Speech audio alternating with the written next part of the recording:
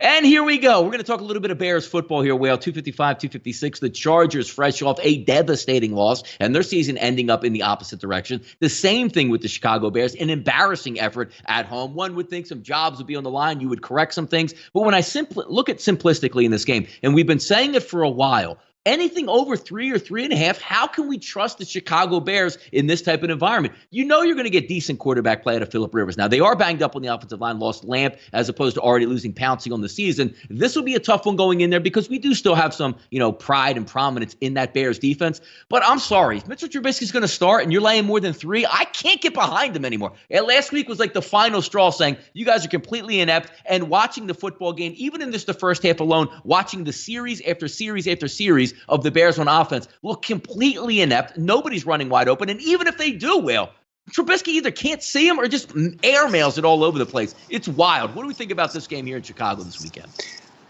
What are you seeing for a total on this one? Because I kind of want the under. I got a total across the board right now at 40, even. Okay. This sets up, I think you brought up a key point about the pace that the Chargers are running. And I think that the Bears defense was not impressive last week. Obviously, the loss of Akeem Hicks is huge because, a lot of their success from their front seven really came from the fact that they had so many guys that you really couldn't pick one or two out to put two hats on.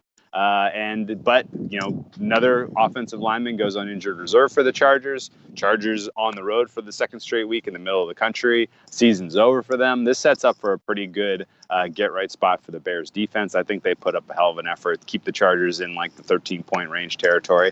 And I think it wouldn't surprise me at all if the Bears come into this and say, oh, yeah, you guys are asking me to run more? You want to see more runs? Fine, we'll run it. That if that may work, in which case the game shortens and the Bears win in an ugly one, or it may not work, in which case they're having trouble to score again, and you have a late effort on the part of Trubisky to try to get a win here. So I think there's a number of different game scripts here that play out pretty well to an under, and the fact that the total got bet down in Chicago last week from 39 to 37.5, and then it went flying over the total. That's probably going to keep some of the folks away from this one. Keep this a little bit inflated on the high side. So give me under 40 on this one, and I kind of like that look a lot actually. The more we talk about it.